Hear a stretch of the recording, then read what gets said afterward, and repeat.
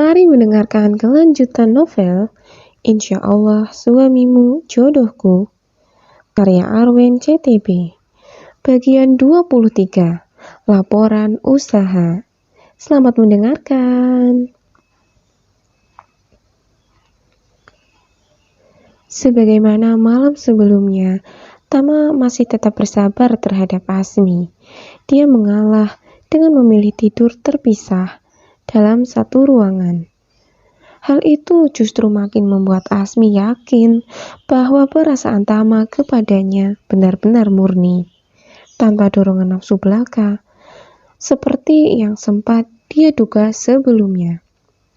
Meskipun Tama sudah memberikan entah berapa jumlah uang kepada Maman, itu tidak membuatnya bertindak semena-mena kepada Asmi.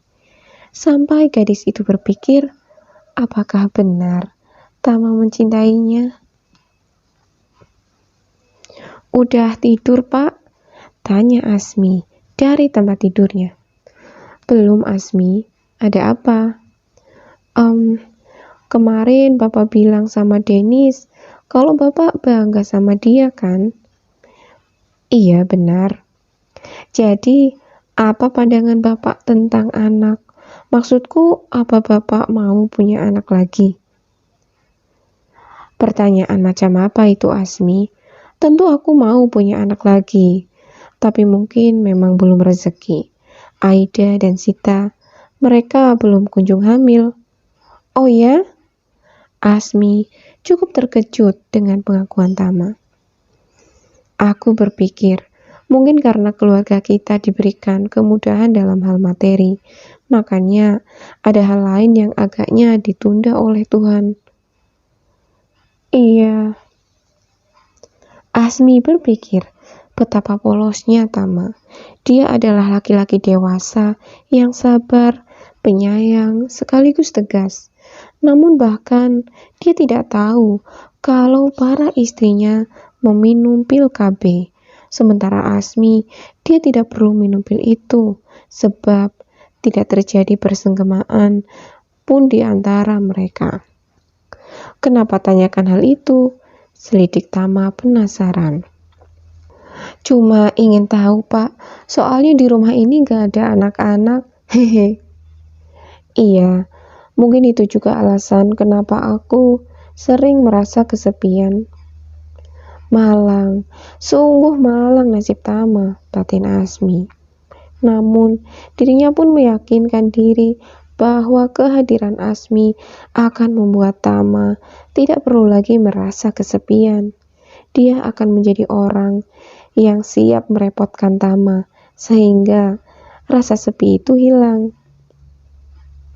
Keesokan harinya, semua berjalan seperti biasa.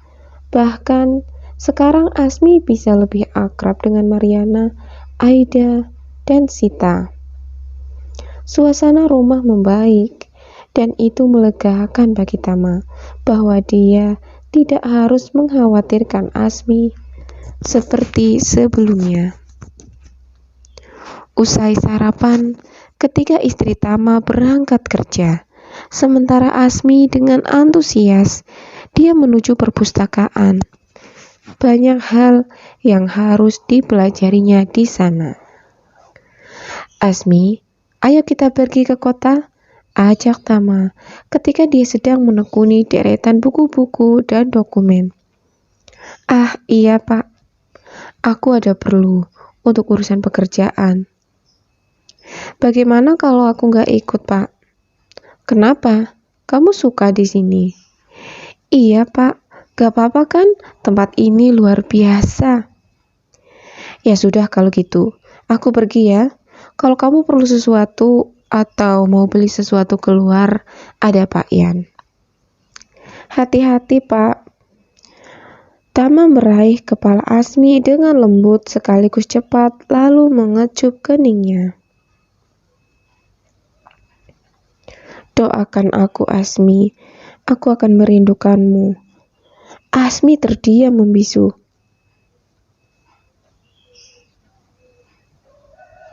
Bahkan ketika Tama berlalu, dirinya tidak dapat mengatakan apapun. Apa yang barusan terjadi? Yang jelas, ada yang terasa memanas. Ada sesuatu yang terasa membesar dalam diri Asmi. Mungkinkah pipinya sekarang sedang memerah? Asmi berpikir untuk mendapatkan sesuatu yang akan berguna di dalam ruang baca itu. Dia terus mencari. Ada begitu banyak majalah, buku bacaan, dokumen-dokumen yang diarsipkan dengan rapi, juga album foto. Dia membuka-buka beberapa album foto di sana, termasuk salah satu yang kelihatannya cukup lama. Di sana tampak Sita ketika masih muda. Wanita itu memang tomboy sejak dulu.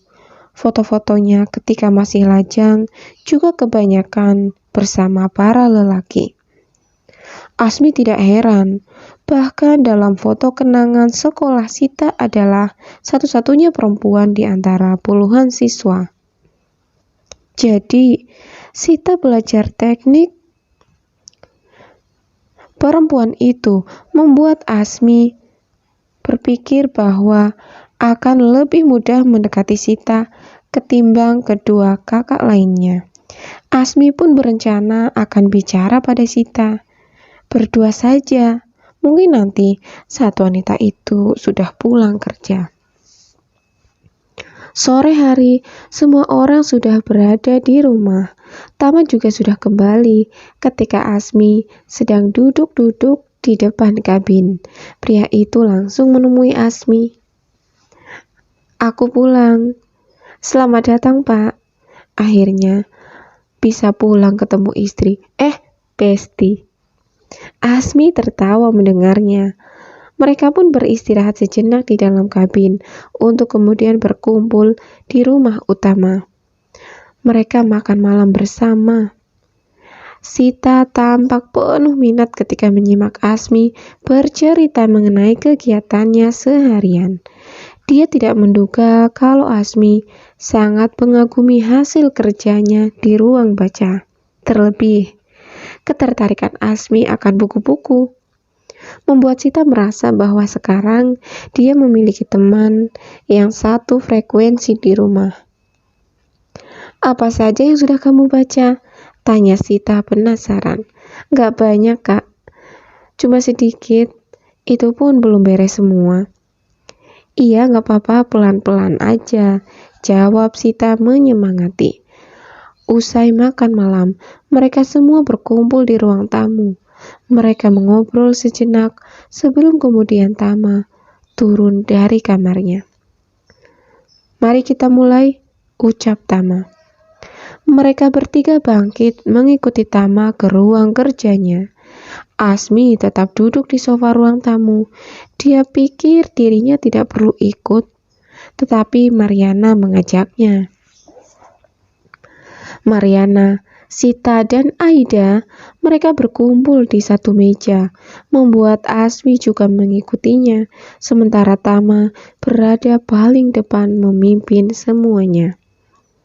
"Selamat malam, Mariana, Aida, Sita, dan Asmi. Malam ini kita akan membahas mengenai laporan keuangan bulanan dan perkembangan usaha kita. Asmi boleh menyimak saja ya." Dari menyimak pertemuan itu, Asmi jadi lebih paham kalau masing-masing istri Tama menjalankan usaha. Mariana menjalankan usaha toko emas. Aida seperti yang pernah dia lihat menjalankan usaha penjualan alat pertanian. Lalu Sita, dia menjalankan usaha bengkel dan spare part mobil. Asmi terkagum-kagum kepada ketiga orang itu, terlebih kepada Sita. Namun, yang paling membuatnya kagum adalah Tama, sang pemimpin yang mampu mengarahkan dan memberikan evaluasi terhadap laporan keuangan masing-masing. Dia bahkan bisa memberi saran dan masukan untuk 3 usaha yang berbeda.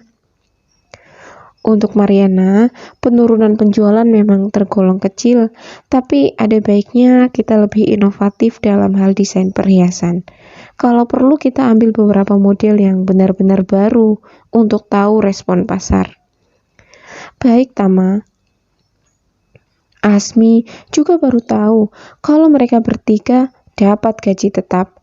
Pantas saja ketika orang itu selalu tampak tercukupi. Mereka mengenakan pakaian yang bagus-bagus, menggunakan make up, bahkan barang-barang mahal. Mereka sama sekali tidak terlihat seperti orang yang kekurangan. Aida menatap sinis Asmi. Begitu juga dengan Mariana dan Sita. Mereka pasti merasa puas bahwa ketiga orang itu memiliki kontribusi bagi keluarga Tama, tidak seperti Asmi. Tama, bagaimana kalau Asmi ikut aku? Dia bisa belajar mengenai perhiasan emas denganku. Menurutku itu baik daripada dia di rumah tidak melakukan apa-apa, ucap Mariana menyarankan. Atau ikut aku di toko yang ada di pasar desa. Sebab dia kan tidak bisa bawa kendaraan, pasti repot kalau jauh-jauh ke kota, ucap Aida dengan sinis. Bagaimana Asmi? Tanya Mariana sambil menatap sinis Asmi, membuat gadis itu bingung dan sedih. Dia tahu bahwa dirinya sedang direndahkan. Aku yang memutuskan, ucap Tama tegas. Asmi tinggal di rumah. Tapi Tama, kali ini Mariana berusaha memaksa. Aku bilang dia tinggal. Tama, panggil Aida. Apa itu adil bagi kami, sementara dia enak-enak di rumah? Aida, bentak Tama. Aku tidak pernah memintamu untuk mengurusi usaha keluarga kita. Kalau kau juga ingin tinggal di rumah, silakan. Bagi kalian bertiga, jika kalian merasa keberatan, silakan tetap di rumah. Aku yang akan bertanggung jawab atas keberlangsungan usaha kita. Aku akan mengurusi semuanya. Mengerti? Tama, kita sudahi meeting hari ini. Terima kasih. Silakan kembali ke tempat masing-masing. Bersambung. Wah, makin seru ceritanya ya sobat. Simak terus kelanjutannya. Tinggalin komen yuk. Dan follow sosial media Mimin di Facebook, Instagram, Twitter, dan TikTok @arwenctb. Sampai jumpa. Halo sobat, dengan Arwin CTB di sini, autor yang menulis sekaligus membacakan cerita untuk kamu. Semoga kamu suka ya dengan cerita yang aku bawakan. Dan jangan lupa untuk subscribe channel Arwen Punya Cerita dan follow sosial media di Facebook, Instagram, TikTok @arwenctb. Dadah!